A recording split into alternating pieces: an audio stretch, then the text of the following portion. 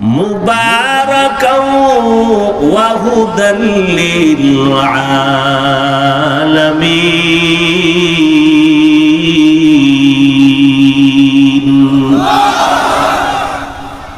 জমিনটা আল্লাহ বানাইয়া প্রথম আল্লাহ একটা ঘর বানাইলেন, ইবাদতের ঘর, হেদায়েতের ঘর।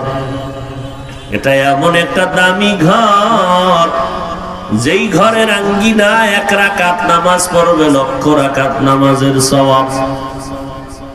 এমন একটা দামি ঘর, যেই ঘরের দিকে তাকায় থাকলে অনবরত সওয়াব। আপনাদের এই টাঙ্গাইল এলাকার মধ্যে কত দামি একটা মসজিদ আছে, মানুষ দেখতে আসে, ছবি তোলে, ঠিক নেই? দেখছেন এত সুন্দর একটা পৃথিবীর শ্রেষ্ঠ মসজিদ, এখানে বেপর্দা নারীরা আসে না? আসে না? সওয়াব না কবিরা গুনাহ? দেখছেন নি, মসজিদ কইরাও কবিরা গুনাহ।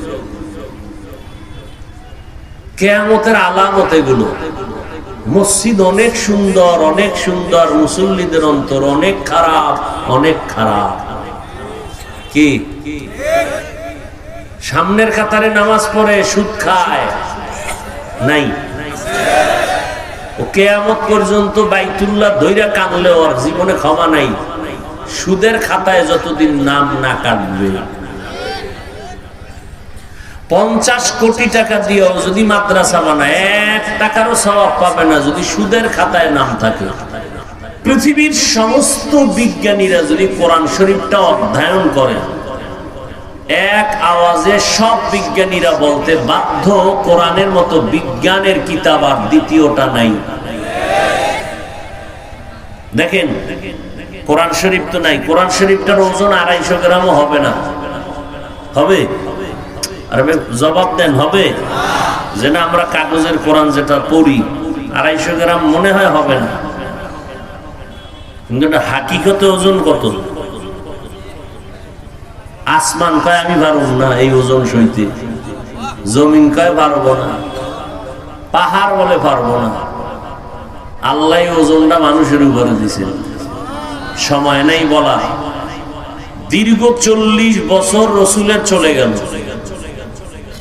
এরপরে আল্লাহ কোরআন নাজিল সূচনা করলেন। নবীর বয়স তখন কত পার হয়ে গেল? এরপরে কোরআন নাজিল শুরু। মাত্র 5 আয়াত নিয়ে জিবরাইল আসছেন হেরা গুহায়। এই 5 আয়াতের ওজনে নবীর উঠছে জ্বর। নবী তো নবী, যার কোনো তুলনা নাই, জ্ঞানের তুলনা নাই। 4 বার আমার আল্লাহ রসুলের সিনাটাকে বিদীর্ণ করেছেন, কুদরতের অপারেশন করেছেন 4 বার।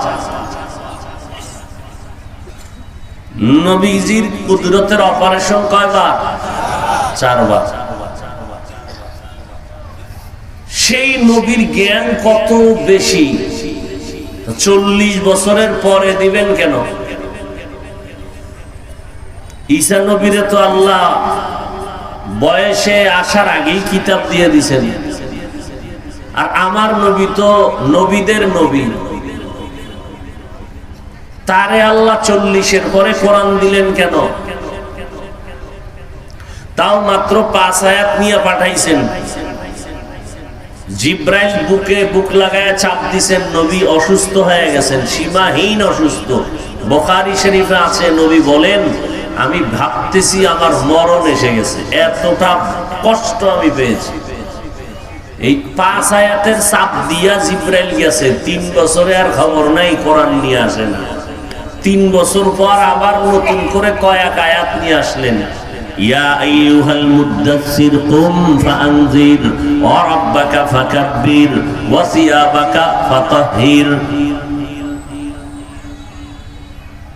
এবার আমাকে জবাব দেন, এই কোরআন 250 গ্রাম ওজনের কোরআনটা নবীর কাছে আসছে কয়দিনে? কি কয় বছর? 23 বছর। আমার নবীর কাছে যদি কোরআন আইতে 23 বছর লাগে, আর ওই কোরআন তুমি রাতারাতি বইরা মুফাসসির হবা, এই চালাকি শিখছো কই? ও বাংলাদেশের উম্মতেরে সহজ পাইয়া সরল পাইয়া এরপরে ধোকা দাও। হ্যাঁ, ভিজিটিং কার্ডে মুফাসসির লেখলে তো আটানাও পড়ে না, 1000 কার্ড 400-500 টাকা, তো কার্ডের ভিতরে লেখছে মুফাসসিরে কোরআন। এত সোজা মুফাসসির হওয়া? বাংলাদেশের মানুষ কলিজা দিয়ে আলেমকে মহব্বত করে, নাইলে জুতার বাড়ি দিয়ে কত আগে তাড়ায় দিত। বাংলাদেশের মানুষ, আমি তো বলি সারা দুনিয়া ঘুরো, ঘুরে আইসা বলবা বাংলাদেশ এখনো জান্নাতের বাগান। এই যে শিল্পী গানের, ওরা কানতেছে, দোয়া ইউজ করতেছে, ও গানের প্যান্ডেল মানুষ নেই, সব অজের। মাগরিবের পরে ওয়াজ হইব, এইটা আরো 10-15 বছর আগে কেউ কল্পনা করতো যে মাগরিবের পরে ওয়াজ হইবে আর সেই ওয়াজে মানুষ বসবে? আপনাদের এই সমস্ত অঞ্চলে আগে আসলে প্রধান বক্তাকে 12টার আগে দিত না, 2টায় বসাইতো, সারা রাত মানুষ এসা বইরা খাইয়া শীতের মধ্যে লেপ কম্বল লইয়া এর ঘরে আইয়া এই খেতে বইত। আর আজকে মাগরিবের আগে ভরপুর। আল্লাহ আপনাদেরকে জান্নাত দান করুন। আমাদের ভুলটাকে আপনারা ভুল মনে কইরা ভাগাভাগি করবেন না, পিছনে পিছনে সমালোচনা করবেন না। এমনি আলহামদুলিল্লাহ আমরা আলেমরা পারি না, কথা বলেন। কোন আলেমরা আলহামদুলিল্লাহ পারেন এরকম আছে? নামাজে দাঁড়াইলে মাঝে মাঝে আলহামদুলিল্লাহ ভুললে যায়, হয়নি? ভুল হয়নি কেন? এটা তো বলার কথা না, আপনিও পারেন।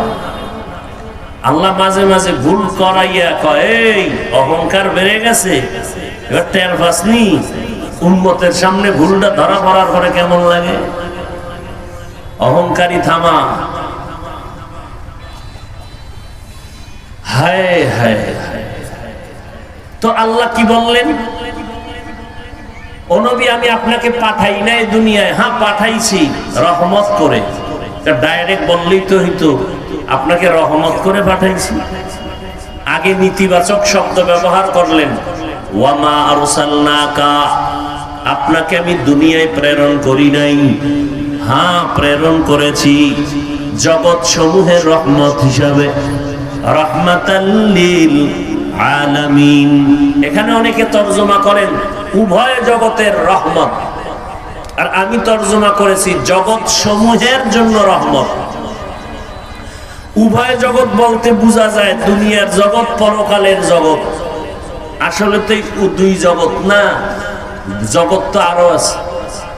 রুহের একটা জগৎ, মায়ের গর্ভের জগৎ, দুনিয়ার জগৎ, আদমে বারজাখ কবর জগৎ, হাসরের ময়দানের একটা জগৎ, জান্নাত ও জাহান্নামের আর একটা আলাদা জগৎ। আল্লাহ বলেন, ও নবী, আমি আপনাকে উভয় না জগৎ সমূহের জন্য রহমত করে পাঠাইলাম। আপনি হলেন রাহমাতুল লিল আলামিন, আর আমি আল্লাহ হলাম রব্বুল আলামিন। গোটা জগৎ সমূহের জন্য আমি রব, আপনি রহমত। আমার নবী রূহের জগতের জন্য রহমত, মায়ের গর্ভের জগতের জন্য রহমত, মায়ার নবী দুনিয়ার জন্য রহমত, কবর জগতের জন্য নবী রহমত, হাসরের জগতের জন্য আমার নবী রহমত, জান্নাত জাহান্নামের জগতে আমার নবী রহমত। কেমনে রহমত? ভিন্ন ভিন্ন আলোচনা। দুনিয়ার জগৎটা নিয়ে একটু সামান্য কথা বলি। আল্লাহ পাক আমার নবীকে রহমত করে পাঠাইলেন দুনিয়ায়। দুনিয়ায় নবী শুধু মুমিনদের জন্য রহমত না, নবী মুমিনদের জন্য যেমন রহমত, বেঈমানের জন্য নবী তেমন রহমত।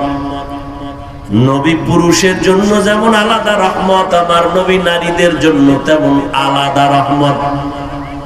আমার নবী মানুষের জন্য যেমন রহমত, তেমন জঙ্গলের প্রাণীদের জন্য আমার নবী রহমত। আমার নবী সমুদ্রের পানি প্রাণীর জন্য রহমত, আমার মায়ার নবী উড়ন্ত পাখিদের জন্য রহমত। আমার নবী এইভাবে একটা একটা করে যদি আলাদা করে বলতে যাই, প্রত্যেকটা সেক্টরে আমার নবী আলাদা রহমত।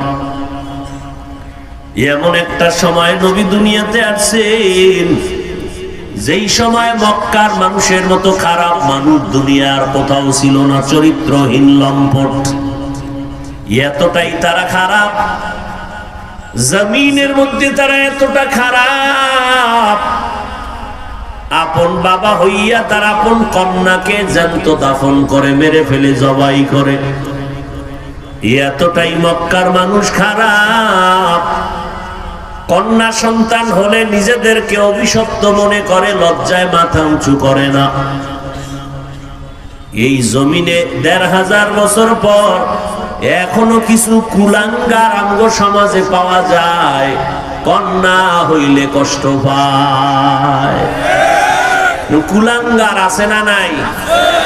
বউয়ের সাথে ঝগড়া লাগায় দেয়, মাইয়া হলো কেন? তো মাইয়া কি বউ বানাইছে? রাগ করে বউয়ের সাথে কথাই বলে না। আল্লাহ মাফ করেন। অথচ নবী, রহমতের নবী, শ্রেষ্ঠ নবী, সারা জিন্দেগি শুধু গুণগান চলছে চলছে চলছে, লেখক লেখতেছে, কলম শেষ, মরে গেছে, হায়াত শেষ, লেখা শেষ হয় নাই। সেই নবী কাফের মুশরিকরা মক্কায় ঘুরে আর কয় মুহাম্মদের ছেলে নাই, মুহাম্মদের নির্বংশ মরে গেল, ওর বংশ রক্ষা হবে না, কেউ ওর নাম নেবে না। অথচ যারা বলছে ওর নাম কেউ জানে না। আর রহমতের নবীর জন্য জীবন দিতে কোটি মানুষ তৈয়া। এমন একটা বয়ান নাই বক্তার যেখানে নবীর গুণগান নাই। রহমতের নবী আমার, তিনি বলেন আমি এত বড় দামি এক ব্যক্তি, আমার কোনো ছেলে নাই, আমি 4 কন্যার বাবা। দুনিয়ার মানুষ, তোমরা যদি একটা কন্যা সন্তান পাই, 3টা কন্যা পাইলা, তুমি 3টা জান্নাতের মালিক। কেউ যারা মাইয়া পাইছেন, আপনি গো কপালটা চান, কপাল শুকর আদায় করেন। ছেলে বাপ দিবে কিনা জানা নাই, মাইয়া বাবারে জীবনে ফালাইয়া দিবে। লেখা রাখিও, 10টা ছেলে 1টা মাইয়া, মাইয়াই বাবার জিকির করে, একটা ছেলেও জিকির করে না। ওরা খালি কয় ফেলারটা লেখা দেবো কেমনে, সেই জন্য জিকির করে। নিমক হারাম। আর মেয়েরা বাবার একটু অসুস্থতার খবর পেলে পাগল হয়ে যায়। চাইছো মাইয়া, চাইছো ছেলে, আল্লাহ দেন নাই। মেয়ে পেয়েছো, শুকর আদায় করিও, কারণ তোমার 10টা ছেলে দিয়া তোমার উপকার যা না হবে, আমার মাওলা চাইলে একটা মেয়ে দিয়া তার থেকে বেশি উপকার করবে। এরকম নজির আছে না? ছেলেরা বাবার খবর নেয় না। মাইয়া গুলো আল্লাহ এমন জামাই মিলাইছে, শ্বশুর বাড়ির কথা ভুলতে পারে না। মেয়ে জামাই সব শ্বশুরের কোন জায়গায় কি প্রয়োজন সব ব্যবস্থা করে নাই। 10 ছেলের উপকার এক মাইয়া দ্বারা হয়, আমার মাওলা করবে। রহমতের নবী বলেন আমি 4 কন্যার বাবা। আমি দুনিয়াতে আসছি, আমি কত বড় দামি এক ব্যক্তি, কেমন মায়ার নবী। 25 বছরের যুবক, স্বাভাবিকভাবে তো যৌবন আছে, আবার আমার নবী শ্রেষ্ঠ নবী হিসেবে কত শক্তি। সেই 25 বছরের সময় রহমতের নবী বিবাহ করলেন জীবনের প্রথম স্ত্রী খাদিজা রাদিয়াল্লাহু আনহা, বিধবা নারী। 2 জন স্বামী বিদায়ের পর 40 বছর বয়স, নবীজির ভরা যৌবন 25 বছরে আম্মা জান খাদিজাকে বিবাহ করলেন, বিধবা নারী। এবং নবীর যত সন্তান সব আম্মা জান খাদিজা রাদিয়াল্লাহু আনহা থেকে আসছে। আগে 2-3 সন্তান, আবার নবীর ঘরে 4 কন্যা আল্লাহ দান করলেন, ছেলেও দিছিলেন, ছোটবেলা আল্লাহ নিয়ে গেছেন। মায়ার নবী আসলেন এমন এক সময়, মক্কার চরিত্রহীন মানুষ এতটাই তারা খারাপ, ওই জমিনে আল্লাহ একটা সুন্দর ঘর বানাইছেন, যেই ঘরের দিকে তাকাইয়া থাকলে আমল নামায় অনবরত সওয়াব লেখা হয়। ইন্না আউওয়ালা বাইতিন মুযিআ লিন-নাসি লাল্লাযী বিবাক্কাতা মুবারাকান ওয়া হুদা মুবারাকান ওয়া হুদাল লিল আলামিন।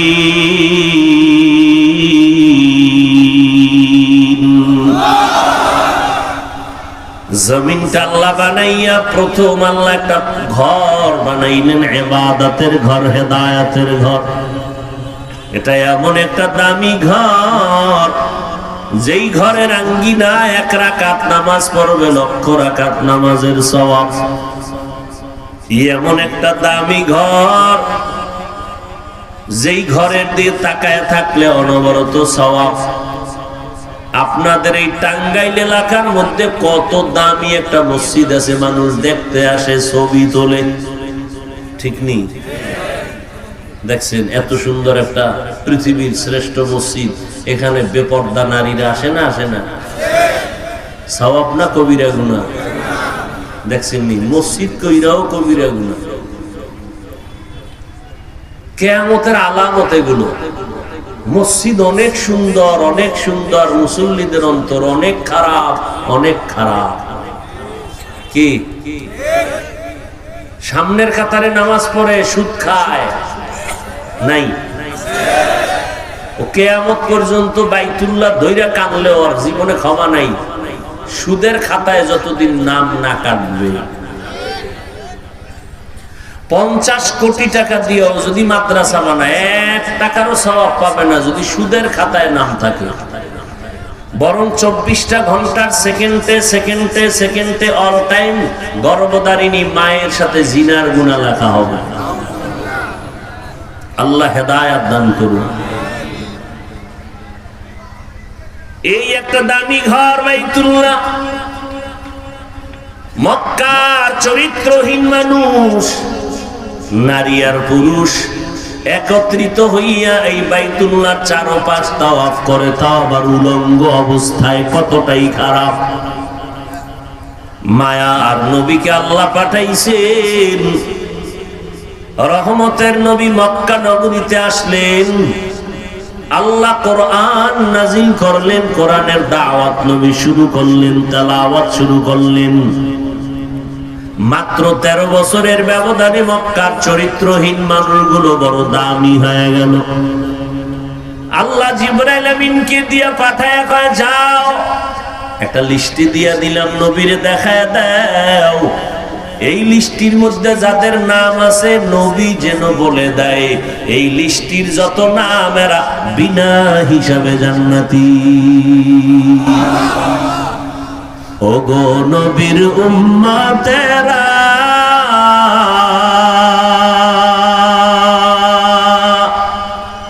হয়ে আজি দিশাহারা,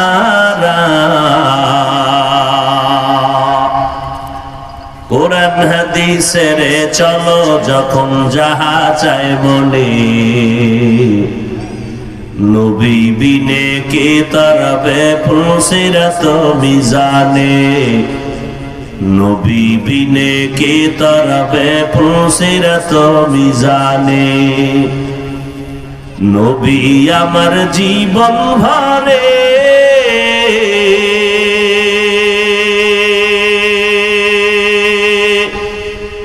দিনের লাগি কষ্ট করে,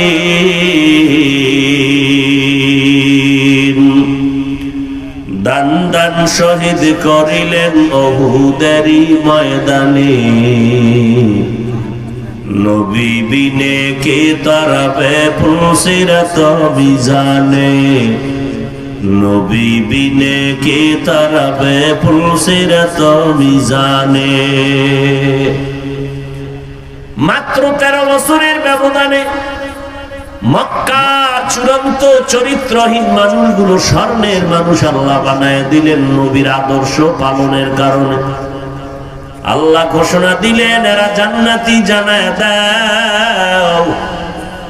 এই যে অল্প টাইমে পুরা মানুষগুলোকে দিনের আলোকে সাজাইলেন।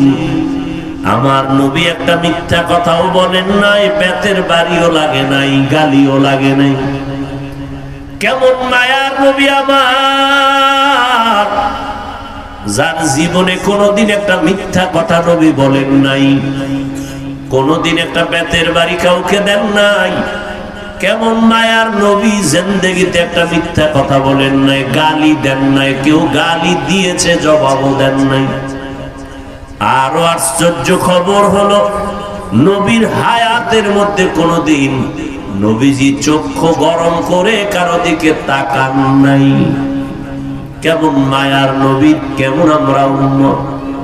এরে যুবক, নবী চ্যালেঞ্জ দিয়ে গেছেন, ও দুনিয়ার উম্মতেরা আমি বিদায় নিয়ে চলে গেলাম, রওজা মুবারকে কিয়ামত পর্যন্ত জিন্দা হালাতে আমি থাকবো। রওজা মুবারকে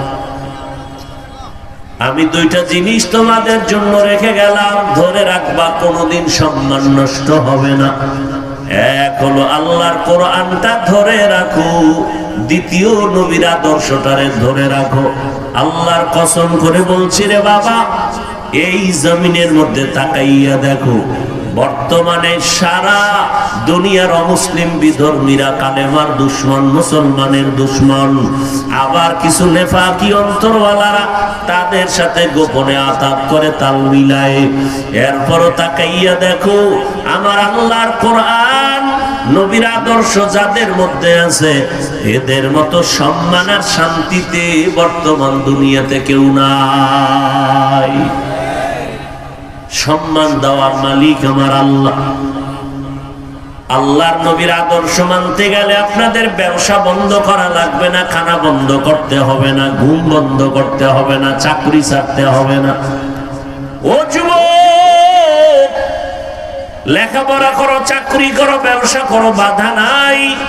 নবীর আদর্শ মতো তুমি জীবন চালাও, তেমন কষ্টেরও কিছু না।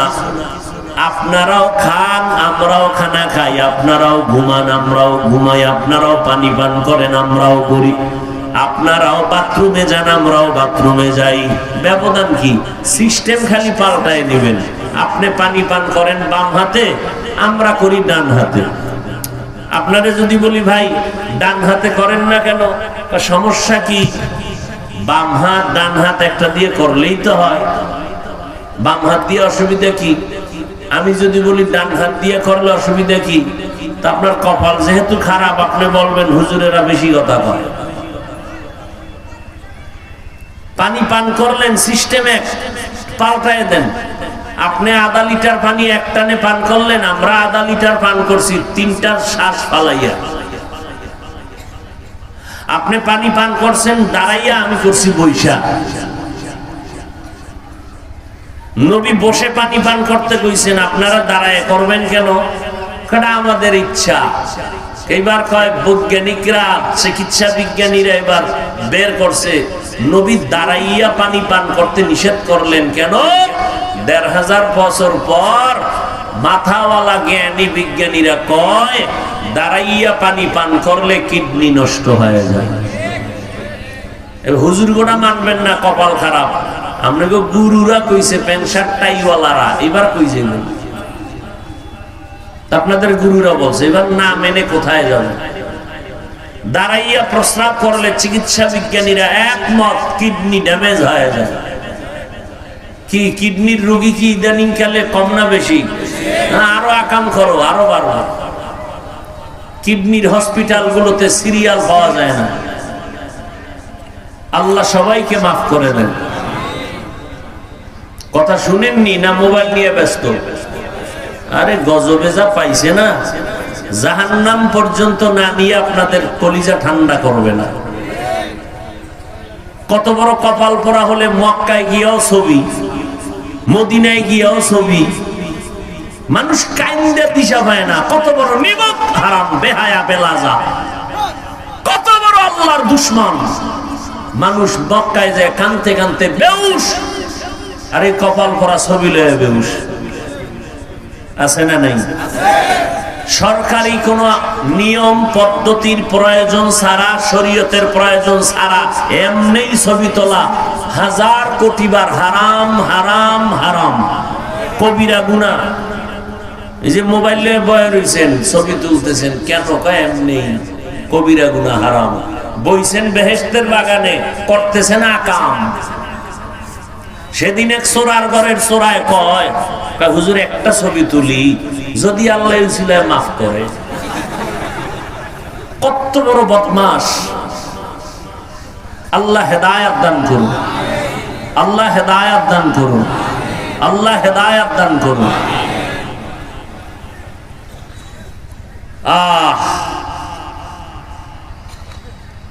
এই প্যান্ডেল থেকেই ভাগ হয়ে যাবে 73 দলের এক দল জান্নাতি, 72 দল জাহান্নামী। এখান থেকেই ভাগ হয়ে যাবে। নবীজির বয়ান শুনছে 13 বছর আবু জাহাল, কালেমা পড়ছে। কত বড় কপাল পরা হইলে নবীজির বয়ানেও কালেমা পড়ে না। আর কত বড় ভালো কপাল হইলে নবীরে জবাই করতে এসে কালেমা পড়েছে। নাম কি? এটা কপালের ব্যাপার, মনে রাখবেন,